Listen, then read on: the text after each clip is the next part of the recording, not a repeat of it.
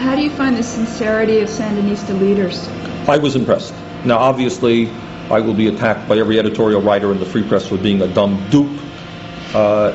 Maybe I am.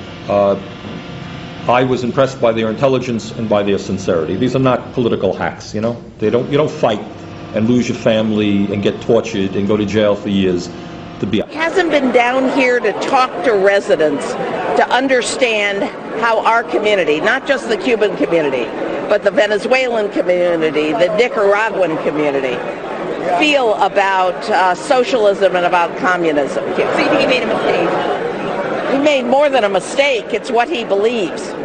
And it's unacceptable to our community. She makes a good point. Bernie Sanders is not talking to people in those communities, or if he's not listening to what they're saying in those communities. And I think there's tremendous peril for Democrats if they nominate Bernie Sanders in the state of Florida. I left Cuba in 1961.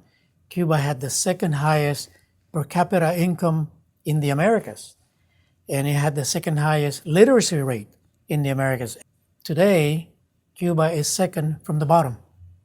Only Haiti is below Cuba in per capita income.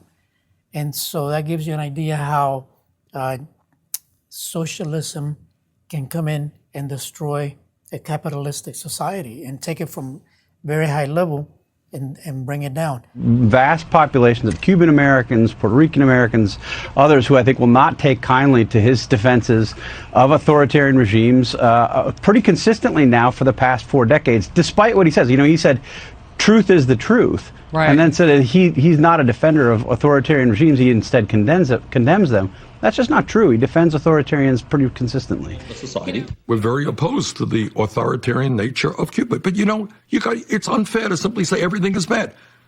You know, when Fidel Castro came into office, you know what he did? He had a massive literacy program. Is that a bad thing? Even though Fidel Castro did it? There's a lot of dissidents imprisoned in Cuba. That's right. And we condemn that. They have very deep convictions, which people can disagree with. And I think what is understood is even within the Sandinista government, they're not monolithic. There are some more socialistic than others. You know, there are priests who hold, you have at least 2 priests. Ernesto Cardenal is a priest and Father Descoto is a priest. Many different, so there are different points of view. They're not monolithic. The communists knew many, many years ago that in order to go from a capitalist society to a communist society, you had to have the people in the capitalist country accept the concept of distribution of wealth.